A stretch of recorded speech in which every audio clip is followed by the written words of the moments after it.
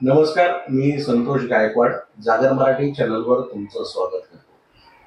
मंडळी, सध्या नवरात्री चालू आहे आणि या नवदुर्गा विशेष मुलाखतीमध्ये आज पाहुण्या म्हणून आहेत दक्षता सतीश परब. मॅडम, खूप खूप स्वागत आहे तुमचं जागर मराठी चॅनलवर. मित्रांनो, दक्षता सतीश परब ह्या विश्वस्त आहेत विद्याविहार स्कूल आणि कनिष्ठ महाविद्यालय विरार येथे आणि त्या अध्यापनाचंही कार्य 2019 पासून करत आहेत. आपण त्यांच्याशी संवाद साधणार आहोत.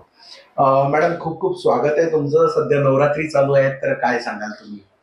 नमस्कार, मी दक्षता सतीश परब. सर्वप्रथम सर्व बांधवांना भगिनींना नवरात्रीच्या खूप खूप शुभेच्छा. नवरात्री सगळ्यांची उत्तमाची जाओ ही शुभेच्छी. सर्वप्रथम माझं नाव जसं सांगितल्याप्रमाणे दक्षता सतीश परब, नावाप्रमाणेच दक्षता साकारणं हे माझं भूमिका आहे. लहान बालपणापासूनच माझं शैक्षणिक क्षेत्रात लहानपणापासूनच माझं एक फॅमिली बॅकग्राऊंड असल्यामुळे त्याच्यामध्ये एक आवड निर्माण झाली आहे. थोडीफार शिक्षक आणि विद्यार्थीचा संवाद आजकालच्या पिढीमध्ये खूप गरजेचा असल्यामुळे आपल्याला ती वारसा आपल्याला पुढे चालत राहायला पाहिजे. त्याच्यामुळे हा एक पेशा शिक्षकाचा मी एक निवडला आहे. मॅडम, तुमच्या एकंदरीत जडणघडण म्हणा किंवा बालपण फॅमिली बॅकग्राऊंड बद्दल तुम्ही काय सांगाल?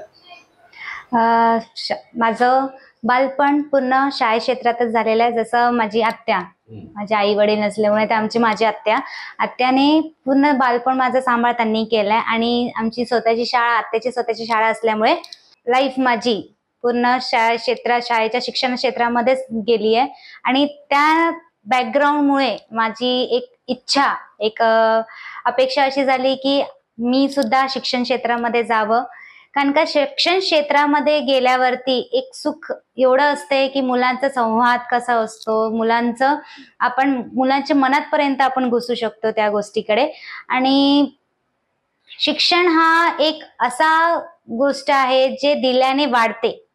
तर त्या निमित्ताने मला शिक्षण क्षेत्र खूप आवडीने आधीपासून बालपणापासून लहानपणापासून एक शिक्षक म्हणून आपण टीचर्स म्हणून आपण खेळतो. ते हळूहळू माझे ते एक मनामध्ये ते एक जागा निर्माण झाली आणि हळूहळू त्या गोष्टीमध्ये माझं बीएससी कम्प्लीट केलं. बीएससी नंतर मी एमएससी ला गेले. एमएससी वरून मग बीएड ला गेले आणि मी शिक्षण क्षेत्रामध्ये आता मी या स्वतःची संस्था विद्याविहार इंग्लिश हायस्कूल याच्यामध्ये शिक्षक म्हणून मी शिकवत आहे. सायन्स हा विषय. तुम्ही खूप कमी वयामध्ये विश्वस्त झालात, कारण तुमच्या आत्या शिक्षणाचं बाळकडूच मंगला परब मॅडम कडून तुम्हाला भेटलेलं आहे आणि तुम्ही खूप छान काम करताय. 2019 पासून तुम्ही अध्यापन करताय. तर साधारणपणे आता मॅडम तुम्ही एक युवा पिढी तुमची आहे जी त्यानंतर तुम्ही पण त्याच्यात देखभाल करताय, तुमचे बंधू आहेत कवल सर. तर तुम्ही सध्याच्या शिक्षण व्यवस्थेबद्दल काय सांगाल? न्यू एज्युकेशन पॉलिसी आलेली आहे, तर याबद्दल तुम्ही काय भाष्य कराल? आत्ताची नवीन सिस्टम जी सुरू झालेली आहे, गव्हर्नमेंटने जी नवीन चालू केली एनसीईआरटी पॅटर्न आपण ज्याला म्हणतो, ती खूप आधीच सँक्शन झालेली गव्हर्नमेंटने, पण ती आता देण्यात आली, सुरुवात झाली. सगळे शाळा आता घ्यायला सुरुवात झाली आहे. ती एक पॉलिसी अशी आहे ज्याच्यामध्ये मुलांना फक्त भोकमपट्टी करायची गरज नाही. कारण का आत्ताच्यापर्यंत आपण जर बघत असतो तर मुलं फक्त उत्तर बायहाट करायचे आणि त्याच्यावरती त्यांचं प्रश्न उत्तर असायचे, पाठांतरांचं खूप मोठं गोष्ट होती. पण आत्ताच्या याच्यामध्ये एज्युकेशन मिनिस्टरमध्ये त्याचा असा विषय आलाय की मुलांनी स्वतःची गोष्ट करायची. म्हणजे एखादा आपण टॉपिक एखाद्या मुलांना समजवलं तर त्याच्यावरती त्यांची प्रतिक्रिया काय, त्यांची गोष्ट कशी आपण ते निर्माण करू शकतात किंवा त्यांचं ऍक्टिव्हिटी बेस हा आपला खूप मोठा झाला आहे. कारण का आत्ताच्या काळामध्ये ही गोष्ट खूप गरजेची आहे. कारण का सगळेच जण येतात, भोकमपट्टी करतात, ते साहजिकच आहे. सगळेच जनरल नॉलेज, सगळे मुलं आत्ताच्या मोबाईल वापरतायत, सगळं काय त्यांचं इंटरनेट आहे, सोशल मीडिया आहे, सगळ्या गोष्टी त्यांना बाकीचे नॉलेज घेऊ शकतात. पण नक्की त्या एखाद्या गोष्टीमध्ये आतमध्ये जाऊन कशी आपण त्याच्यावरती प्रतिक्रिया करू शकतो ते खूप महत्वाचं. आणि आत्ताचे हे एज्युकेशन जे पॉलिसी जी काढली आहे ती उत्तम आहे, ज्याच्यामध्ये मुलांची क्षमता वाढते आहे आणि त्याच्यामध्ये त्यांचं डोकं कसं चालवायचं आहे, कशा गोष्टी त्याच्यावरती रिॲक्ट करायचं त्या गोष्टी येते. मॅडम, जसं की शिक्षणाचं बाळकडून तुम्हाला मंगला परब मॅडम कडून मिळालेलं आहे, म्हणजे लहानपणापासून तुम्ही इथे शाळेत बागडत असाल, आत्याकडे जात असाल. तुम्ही मंगलापुरम मॅडम यांच्याकडून कुठले गुण, त्यांचं एक निरीक्षण करत, त्यांनी स्वतः संघर्ष केलेला आहे, शून्यातून विश्व निर्माण, त्यांचे कुठले गुण तुम्हाला चांगले आवडतात? शिक्षण पेशा एक खूप महत्वाची गोष्ट आहे, ज्याच्यामध्ये आपली छवी मुलांपर्यंत निर्माण झाली पाहिजे. सगळ्यात पहिलं महत्वाचं, आपण एखादं शिक्षण पेशा आपण जी निवडलेली आहे तर शिक्षक कसा असावा, एक हाडामासाचा असावा. एक प्रत्येक वेळी आमचा जर एक बोध असतो, हाडामासाचा एक शिक्षक असावा. तो कशामुळे की मुलांच्या, आपण एखादा शिक्षक, आपण एखादा गोष्ट शिकवतोय ते मुलांच्या डोक्यापर्यंत, हृदयापर्यंत ती घुसली पाहिजे. ते एक शिक्षण म्हणजे शिक्षण पेशा त्याच्यासाठी खूप महत्वाचं आहे. त्याच नंतर एक नेहमीच असते गोष्ट की मुलांकडनं फक्त अभ्यास नसावा, त्यांच्याकडनं बऱ्याच गोष्टी आहेत, ते त्यांच्याकडनं पण आपण बऱ्याच गोष्टी शिकू शकतो. ते एक गोष्ट त्यांच्याकडनं एक आहे की आपण सदैव शिकत राहावं. आपण एक शिक्षक आहोत मध्ये असं नाही, आपण एक सदैव शिकत राहावं, ती गोष्ट आहे.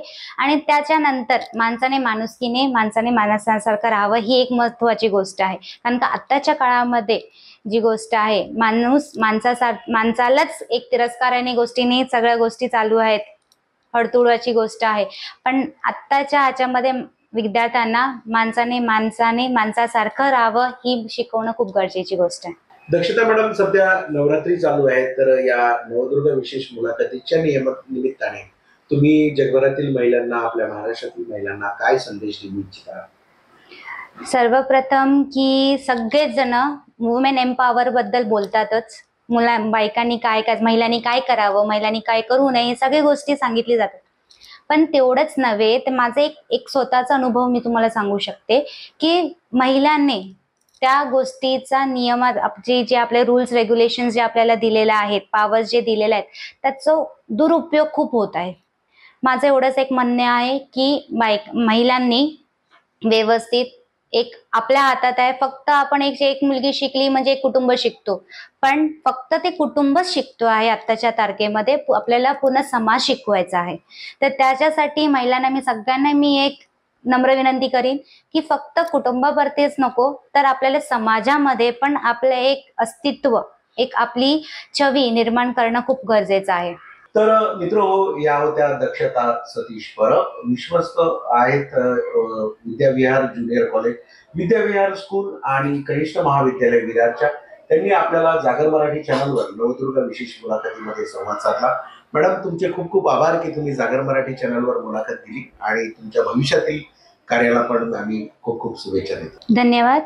जागर मराठी चॅनलचं मी खूप खूप आभारी. आज नवरात्री निमित्ताने माझा मुलाखत घेतली, त्याच्यासाठी धन्यवाद.